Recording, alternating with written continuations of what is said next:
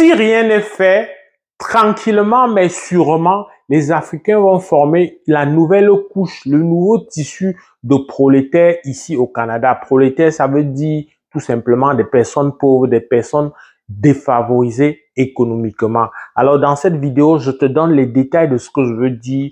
Je projette avec toi et je te fais part des faits qui font que, toi, tu devrais faire attention peut-être pour qu'il y ait moins d'impact de cette situation sur toi, s'il est encore possible. Alors concrètement, il s'agit de quoi? Lorsqu'on décide d'immigrer, on le fait à un certain âge. Le fait d'immigrer à un certain âge, généralement autour de la trentaine, parfois de la quarantaine, ça fait qu'il y a un défi sur le plan de l'intégration, mais il y a un défi sur le plan, voilà, de nos engagements sociaux. Sur le plan de l'intégration, on peut dire que en tant que francophone, très vite ce gap-là se resserre.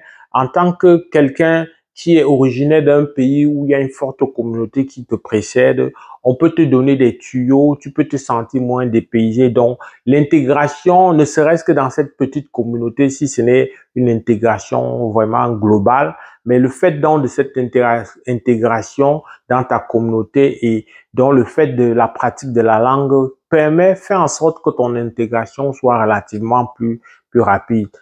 Ceci étant, pour ce qui est des défis sociaux, un défi social, c'est quoi pour moi? C'est qu'en tant que famille, en tant qu'individu, tu dois te loger. Alors, si tu te loges, ça peut être un loyer, ça peut être une maison que tu achètes. Alors, que ce soit le loyer ou la maison, ça vient avec des engagements financiers qui vont avoir un grand impact au niveau de ton budget. Parce que même si pour certains, on reconnaît l'expérience professionnelle, ça reste que pour la grande majorité, il va avoir une grosse incidence.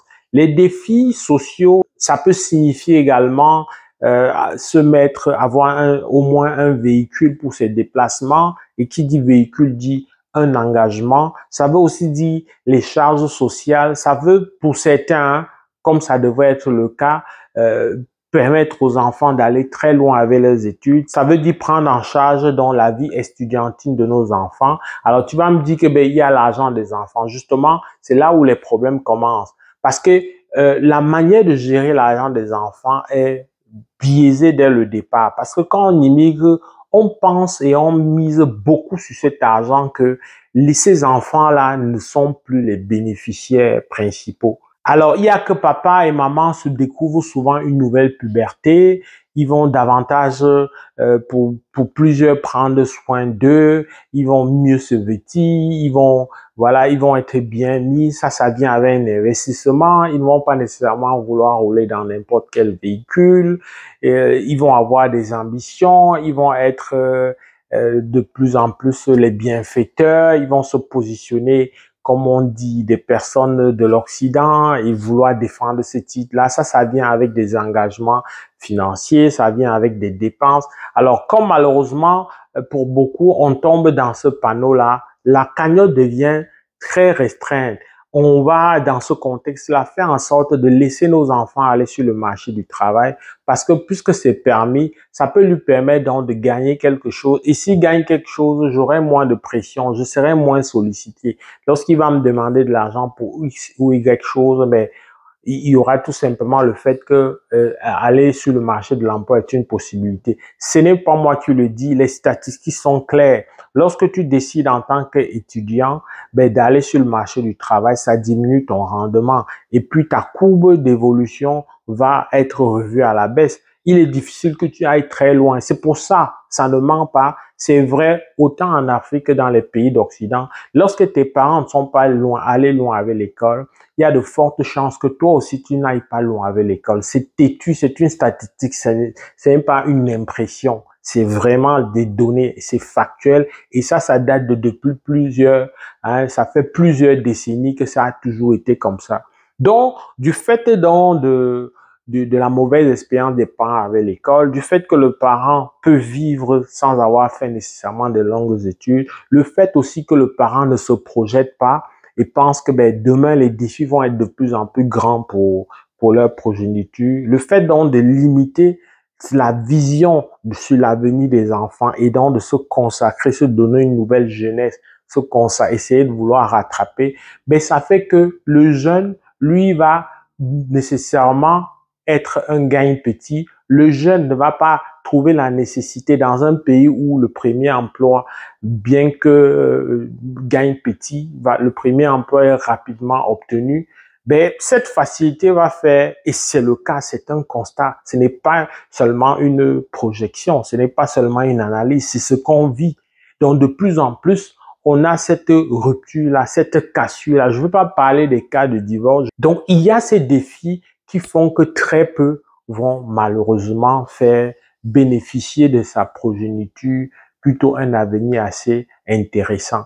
Donc ça met aussi, donc ça met vraiment en perspective le fait d'accorder du crédit, de l'importance à qu'est-ce que je veux. Est-ce que je donne les conditions nécessaires à mon jeune? Les conditions nécessaires, c'est peut-être investir sur son école, mais c'est investir de son temps aussi pour s'assurer que le jeune, voilà, est protégé, ne manque de rien.